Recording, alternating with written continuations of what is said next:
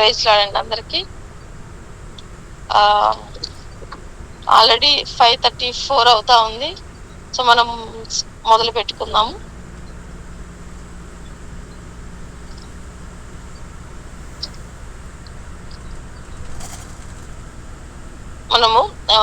మనకు తెలిసిన విషయమే,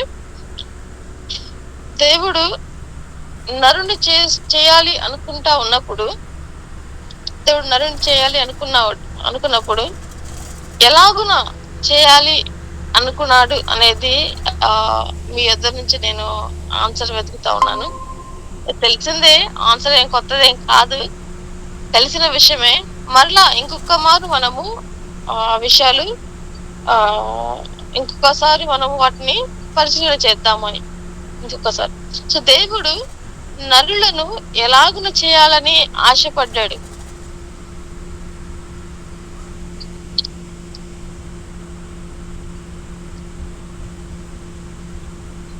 నరులను దేవుడు ఎలాగున చేయాలని ఆశపడ్డాడు. ఇది మనకు సరే ఆది కాండము సమయం మనకు దృష్టిలో పెట్టుకోవాలి కాబట్టి నేనే చదువుతా ఉన్నాను. ఆది కాండము 1వ అధ్యాయము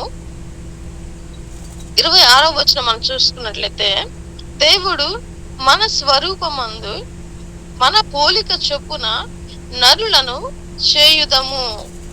చాలా జాగ్రత్తగా గమనించాలండి మనం. దేవుడు మన స్వరూపమందు మన పోలిక చొప్పున నరులను చేయుదము. ఇక్కడ ఏకవచనం లేదు.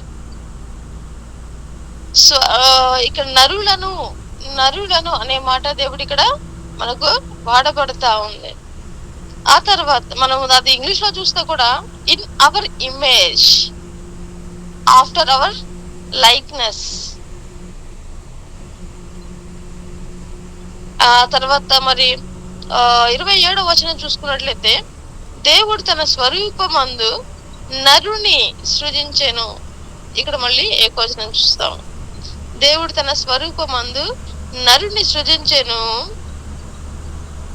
దేవుని స్వరూపమందు వాని సృజించెను, స్త్రీగాను పురుషునిగాను వారిని సృజించెను. 26వ వచనంలో మన స్వరూపమందు మన పోలిక చొప్పున నరులను అని చెప్తా ఉన్నారు. అంటే ఇద్దరు లేదా అంతకన్నా ఎక్కువ మంది గురించి ఇక్కడ మాట్లాడుతా ఉన్నారు. ఏకవచనం కాదు, ఇక్కడ అది బహువచనాల కిందకి వస్తుంది. అది బహువచనం కిందకి వస్తుంది, నరులను. 27వ వచనంలో చూసుకున్నట్లయితే, దేవుడు తన స్వరూపమందు నరుని సృజించెను. నరుని అన్నప్పుడు ఏకవచనం మనకు కనిపిస్తా ఉంది, కానీ దాని కింద చూస్తే దేవుని స్వరూపమందు వాడిని సృజించెను, స్త్రీగాను పురుషునిగాను. ఒకళ్ళైతే ఏకవచనము, నరుని అనగానే ఏకవచనం కనిపిస్తా ఉంది, కానీ కింద మనం చూసుకున్నట్లయితే స్త్రీగాను పురుషునిగాను వారిని సృజించెను అన్నప్పుడు మళ్ళీ బహువచనం వచ్చేస్తుంది. పైన బహువచనం కనిపిస్తుంది, కింద ఏకవచనం కనిపించి మళ్ళీ కింద చూస్తే స్త్రీగాను పురుషునిగాను మళ్ళీ బహువచనం కనిపిస్తా ఉంది. ఇంగ్లీష్ లో చూస్తే 26లో మేక్ మ్యాన్ అని అక్కడ బహువచనమే కనిపిస్తుంది, అక్కడ బహువచనమే కనిపిస్తుంది. అలాగే 27వ వచనంలో చూస్తే God he created him male and female, ఇక్కడ మళ్ళీ బహువచనం కనిపిస్తుంది.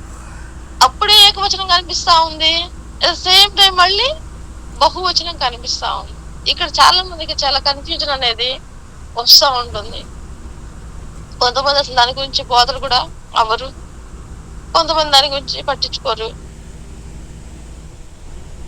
ఎందుకు అంటే అందరిలో ఉన్న ఇమేజ్ ఏంటి అంటే, అందరిలో ఉన్నటువంటి ఫిక్స్ అయిపోయినటువంటి నేర్చుకున్నాడు, చిన్నప్పటి నుంచి నేర్చుకుంది ఒకటి ఏంటి అంటే, దేవుని పోలికలో తన స్వరూపమందు ఆదాముని సృష్టించాడు.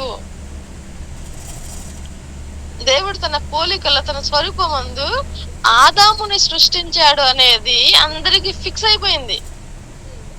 అలానే నేర్చుకుంటూ వచ్చాము.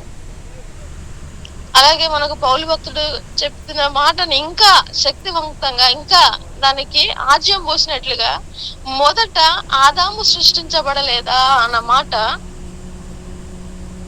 అది కూడా దీనికి బలాన్ని చేకూరుస్తూ, దేవుడు తన యొక్క స్వరూపమందు మన పోలిక చొప్పున ఆదామును మాత్రమే క్రియేట్ చేశాడు అనేది మాత్రమే ఫిక్స్ అయిపోయింది. కానీ వాక్య భాగం అలా చెప్పడం లేదు. దేవుడు తన స్వరూపమందు తన పోలిక చొప్పున నరులను సృజించెను, స్త్రీనుగాను పురుషునిగాను సృజించెను. అయితే స్త్రీని పురుషుని నుంచి తీసి సృష్టించాలి కాబట్టి మొదటిగా ఆదాముని సృష్టించి, ఆదాముని ప్రక్కటెముక నుంచి మరలా తన యొక్క స్వరూపాన్ని ఇచ్చి, తన యొక్క పోలికను ఇస్తూ స్త్రీని సృజించాడు దేవుడు. ఆదామును మొట్టమొదటిగా తన యొక్క స్వరూపమందు తన పోలిక చొప్పున, అంతకన్నా మనం మాట్లాడితే త్రియేక దేవుడు, త్రిత్వం అనేటువంటి దేవుడు ఇక్కడ 26వ వచనంలో మన స్వరూపమందు అంటే అక్కడ త్రిత్వం అనేటువంటి దేవుడు మాట్లాడుకుంటా ఉన్నారు. అక్కడ మన స్వరూపమందు త్రిత్వం అనేటువంటి దేవుడు తన స్వరూపమందు తన పోలిక చొప్పున ఆదామును సృష్టించాడు మొట్టమొదటిగా. అలాగే ఆదాము ప్రక్కటెముకను తీసి ఆ ప్రక్కటెముక కూడా దేవుని స్వరూపము, దేవుని పోలిక ఇచ్చాడు. ఈ మాటను మనము పక్కన పెట్టేస్తా ఉన్నాం. దేవుడు ఆదాము ప్రక్కటెముకను తీసి ఆదామును సృజించిన రీతిగా, ఆదాముకి ఎలాగనైతే తన స్వరూపం ఇచ్చాడో, ఆదాముకి ఎలాగనైతే తన పోలికనిచ్చాడో, అదే రీతిలో స్త్రీ కూడా, హవ్వకు కూడా దేవుని స్వరూపము అలాగే తన పోలికని ఇచ్చాడన్న విషయాన్ని గ్రహించడం లేదు. దేవుడు కేవలం ఆదామును మాత్రమే తన స్వరూపం తన పోలిక చొప్పున చేశాడు అని అనుకుని అక్కడే ఆగిపోయారు. అక్కడే చాలా మంది అక్కడే ఆగిపోయారు. ఇక్కడ వాక్యం చాలా స్పష్టంగా చెప్తా ఉంది. ఇదేమి కొత్తగా బయట నుంచి ఎక్కడి నుంచో నేను తీసుకురాలేదు, వాక్యమే చెప్తాం. కాకపోతే మన వాక్యము చదివేటప్పుడు మనం విన్న దాన్ని మైండ్ లో పెట్టుకొని, అక్కడే అదే మైండ్ లో పెట్టుకొని చదువుతా ఉన్నప్పుడు వాక్యం మనం గ్రహించలేము. వాక్యాన్ని విన్నదాన్ని ఉన్నదానితో పరిశీలన చేస్తూ,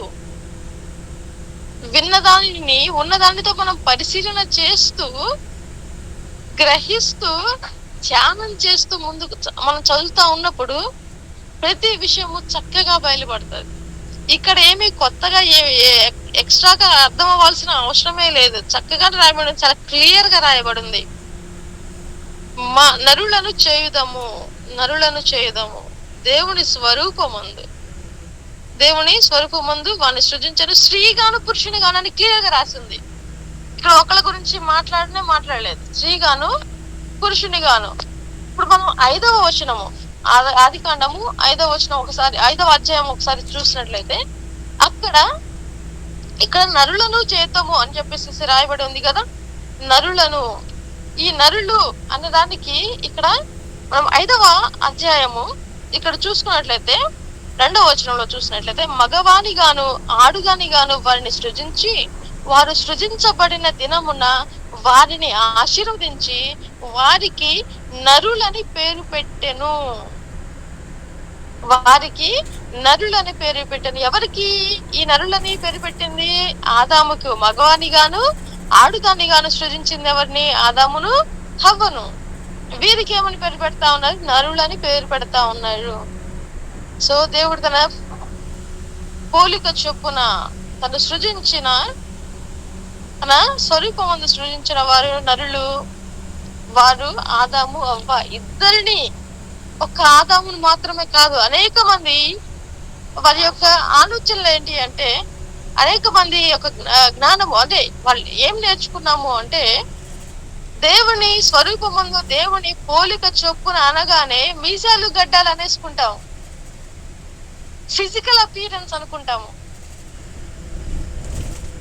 దేవుడు మగవాణి రూపంలో ఉన్నాడు కాబట్టి ఆదామును మగవాణిగా, అంటే అలాగను సృష్టించాడు అని. కానీ వాక్యం అలా చెప్పట్లేదు.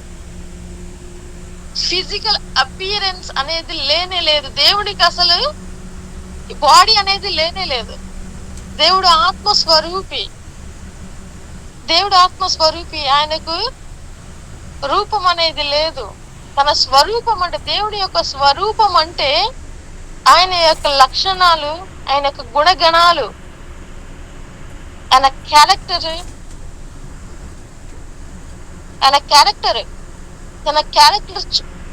తన యొక్క క్యారెక్టర్ మనిషికి ఇవ్వడానికి ఏ మాత్రము ఎన్నికలో లేనటువంటి, ఏ మాత్రము ఆ యొక్క లక్షణాలకు సరిపడినటువంటి మనిషికి దేవుడు తన యొక్క లక్షణాలు ఇవ్వడానికి ఇష్టపడ్డాడు.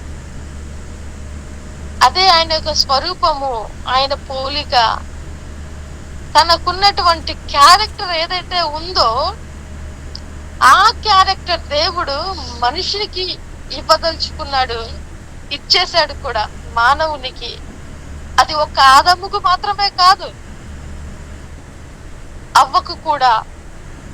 ఆదాముకి ఎంత పర్సంటేజ్ ఉందో అవ్వకు కూడా అదే పర్సంటేజ్. అక్కడేమి పక్షపాతం లేనే లేదు. వాక్యము క్లియర్ గా ఉంది.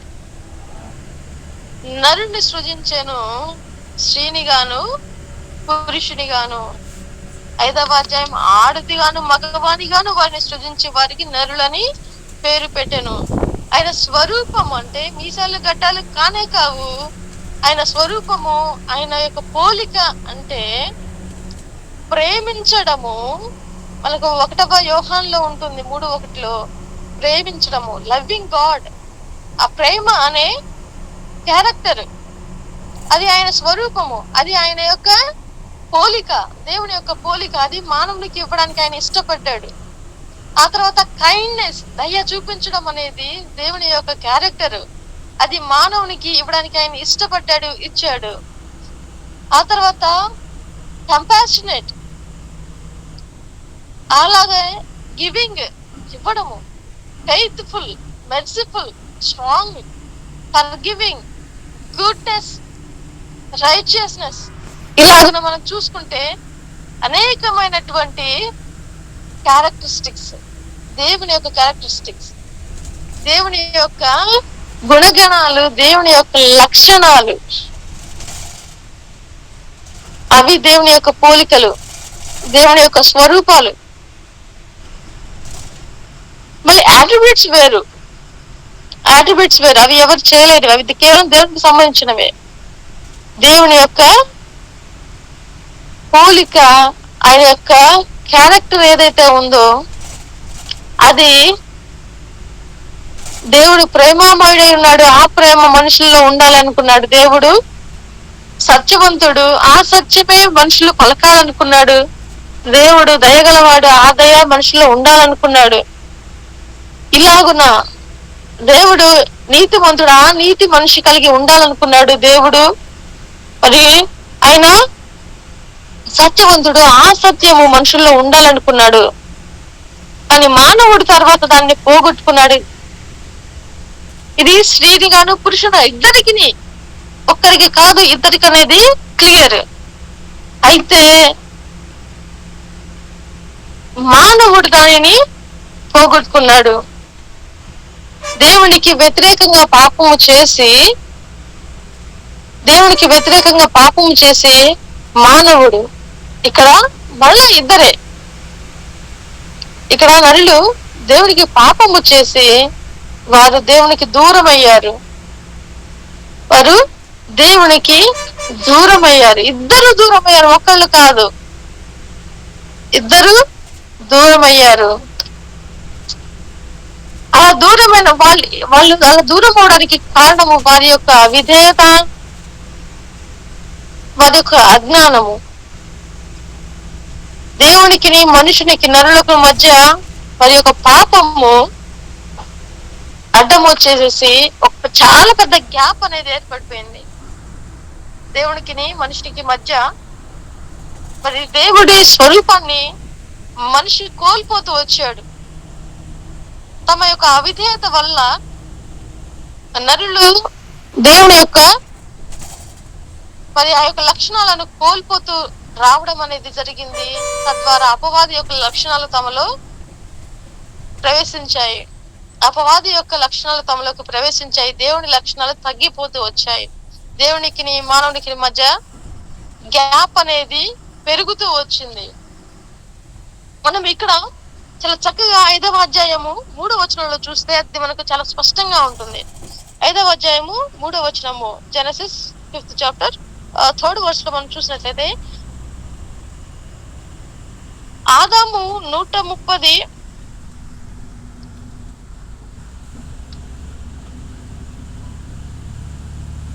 క్షమించాలి,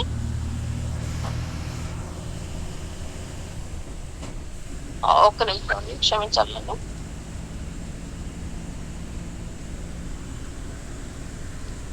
మూడవ అధ్యాయము, ఆదాము 130 ఏండ్లు బ్రతికి, ఆదాము 130 ఏండ్లు బ్రతికి తన పోలికగా తన స్వరూపమున కుమారుని కని అతనికి షేతు అని పేరు పెట్టాను. ఇది గమనించండి. మనం ముందు వరకు మనం చదువుకుందేంటి? దేవుడు తన పోలిక, తన స్వరూపమందు తన పోలిక చొప్పున నరులను, ఆదామును అవ్వను సృజించాడు. కానీ ఇక్కడ దానికి వ్యతిరేకంగా, దానికి ఆపోజిట్ లో ఏముంది? 5th చాప్టర్ 3rd వర్స్ లో, ఆదాము 130 ఏండ్లు బ్రతికి తన పోలిక చొప్పున, అంటే ఇక్కడ ఆదాము పోలికగా తన స్వరూపమున, ఆదాము స్వరూపమున కుమారుని కని. ఇక్కడ దేవుని స్వరూపము కట్ అయిపోయింది. ఇక్కడ దేవుని స్వరూపము కాదు. ఇక ఆదాము అవ్వతో దేవుని స్వరూపము, దేవుని యొక్క పోలిక ఆగిపోయింది. అక్కడ పాపం అనేది ఎంటర్ అయిపోయింది. అపవాది యొక్క స్వరూపము, అపవాది యొక్క పోలికలు వచ్చేసాయి. ఇక్కడ ఆదాము యొక్క పోలిక, ఆదాము యొక్క స్వరూపం అని ఇక్కడ చక్కగా వ్రాయబడి ఉంది. ఇప్పుడు ఆదాము పోలిక చొప్పున, ఆదాము స్వరూపమందు పుట్టిన వానికి షేతు అని పేరు పెడతాము. ఆ తర్వాత వచ్చిన జనరేషనే మనం కూడా. దేవునికి మనుషునికి మధ్య గ్యాప్ ఏర్పడింది. దేవుని స్వరూపము, దేవుని యొక్క లక్షణాలు మానవులకు కరువైపోతా వచ్చాయి, తగ్గిపోతా వచ్చాయి. ఇప్పుడు దేవుని స్వరూపము కాదు, కానీ అపవాది యొక్క స్వరూపము, లేదా మరి ఆదాములో ఉన్నటువంటి ఆ స్వరూపంలోనే మిగతా మానవులందరూ మరి పుట్టడం అనేది జరిగింది. అయితే దేవుడు ప్రేమామయుడు కదా, ఆయన కృపగల దేవుడు కదా. తనకు అలాగే తను ఎంతో ఇష్టంగా, ఎంతో ప్రేమగా, జగత్ పునాది ముందే తన యొక్క ఆలోచనలో పెట్టుకున్నటువంటి తనకిష్టమైనటువంటి తన బిడ్డలు మరలా తన దగ్గరికి చేరాలన్న ఆశతో, మరలా తన యొక్క పోలిక, తన యొక్క స్వరూపం అనేది వారికి ఇవ్వాలన్న ఆ యొక్క ఉద్దేశంతో గొప్ప ప్రణాళికని, ఆయన గొప్ప త్యాగాన్ని చేశాడు.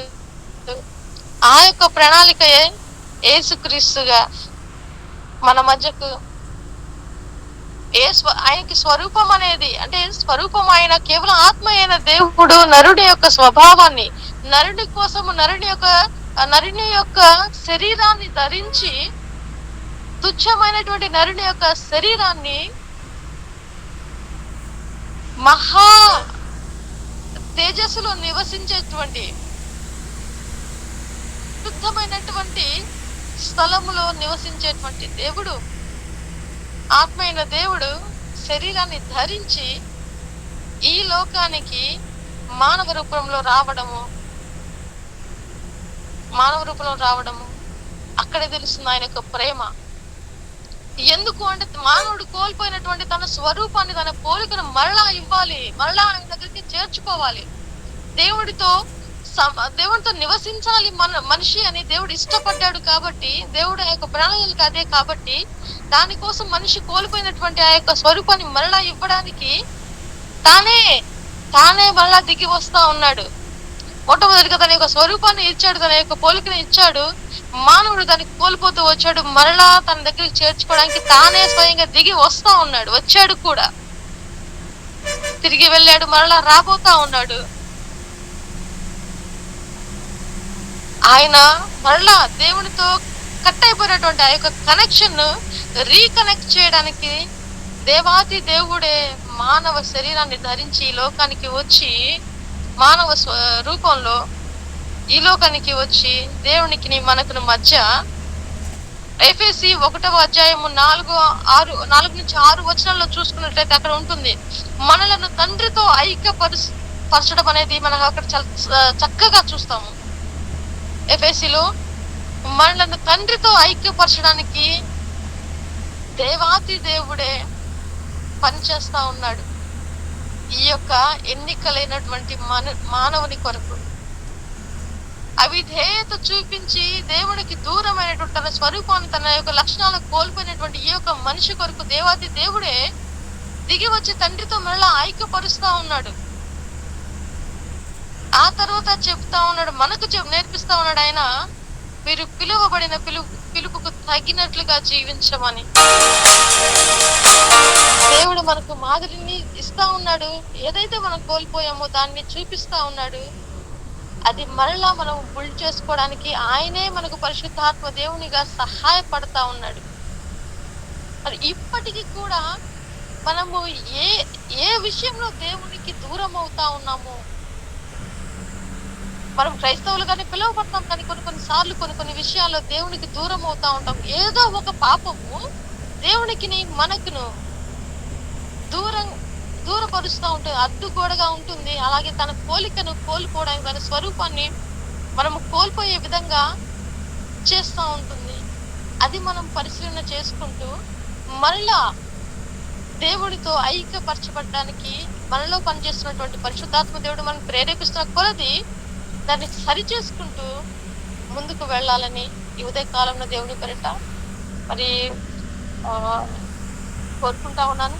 అలాంటి కృపను దేవుడు మనందరికీ ఇచ్చి ఆయన నడిపించునుగాక. ఆమేన్. ఈ యొక్క సమయంలో మనం ప్రార్థన చేసుకున్నాము. అదే